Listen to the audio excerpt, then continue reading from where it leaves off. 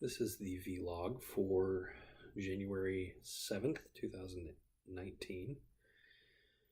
Been walking a lot recently. Today was quite cold but very beautiful. And finally, for the first time in what seems like 2 weeks, or at least a week and a half. No, it's been 2 weeks, come to think of it.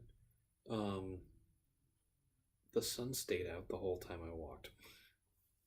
That doesn't seem like it should be that odd, or rather that uncommon in Western Washington. But the thing about Western Washington rain, if you don't live here, is that you tend to get rain fairly consistently in the winter. I remember one year we had 90 days in a row where there was rainfall at some point during the day. But that doesn't mean that the whole day is gray and rainy. Often it is, but at least a few times, a week, the sun comes out. Maybe the sky clears up at night. It's not actually raining the entire time. That statistic is misleading because it means not that it rained 90 days straight, it's that it rained in the day for 90 days, sometimes only for 15 minutes. But each day had at least an accumulated rainfall, I think, of about 1 inch. That's how they counted whether or not it was actually really rain or just a mist or whatever. That was actually, come to think of it, the year before I graduated high school, because I was a senior. So it actually would have been the winter. It would have been exactly 20 years ago, I think. Yeah, my 20-year anniversary of graduating high school will be in May. I don't know that I'll think about going if I get my book published. Let's put it that way. In talking about my book, speaking of my book, it's getting very near the end.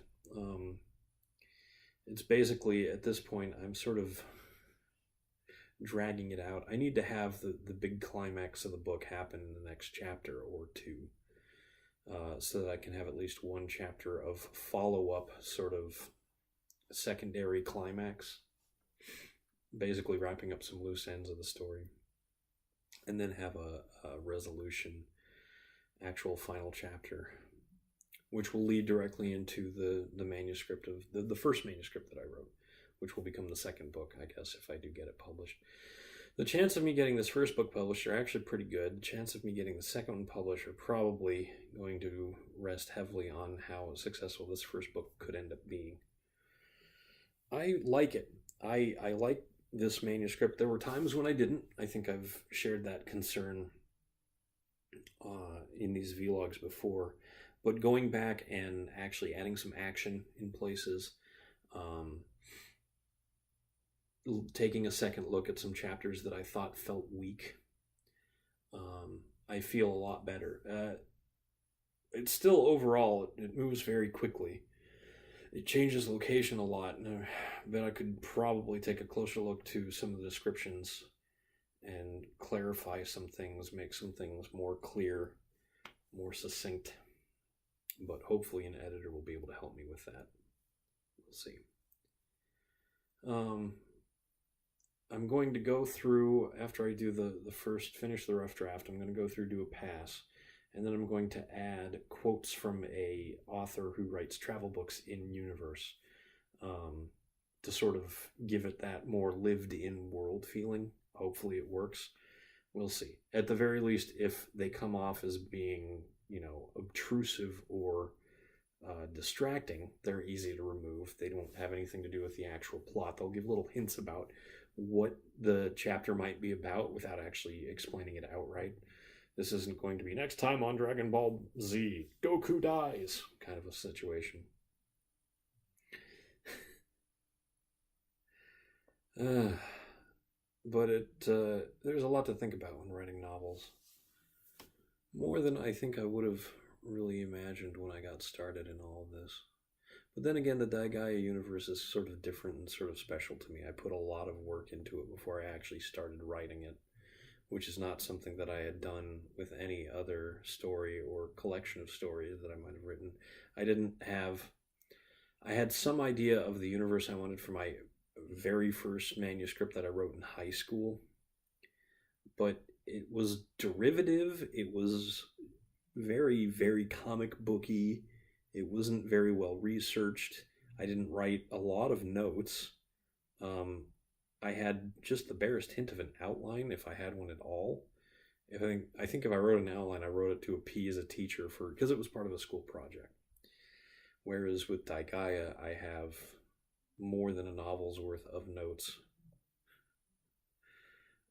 with outlines for. So to break it down, I've finished one full manuscript, which is 3 times longer than the manuscript I'm working on right now, which I'm almost finished with. I have 1/3 of another manuscript that I wrote for a NaNoWriMo that didn't actually work out, and I'm going to have to rewrite a significant portion of that. I have at least, between those two, well, okay, in addition to those 3, which all have outlines, or actually I shouldn't say that the one I'm writing right now doesn't actually have an outline. So I've got 2 outlines for the 2 manuscripts that I wrote and partially wrote. And then I've got 2 more outlines, full outlines for books after that. A short story that's long enough to be a novella, which actually does have an outline, come to think of it. And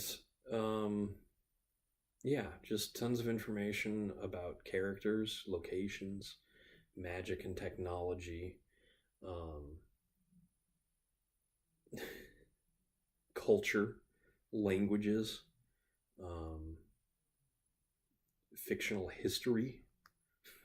That is quite a eye-opener if I get 7 books, if I get the first series of 7 books published in their completeness, and someone found the outline, or the fictional history timeline that I wrote over the course of a month, detailing the greater scope of the Daigaia universe, I'd probably get asked an awful lot of questions, which would make sense because the whole idea I've had is to have at least 2 series, each with 6 or 7 books, with possibly a 3rd series depending on how successful the first 2 were.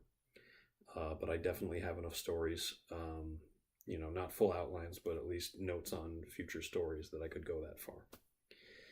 Anyway, enough talking about my books and talking about, I don't even remember what I was talking about at first. I'm going to have to rewatch this video.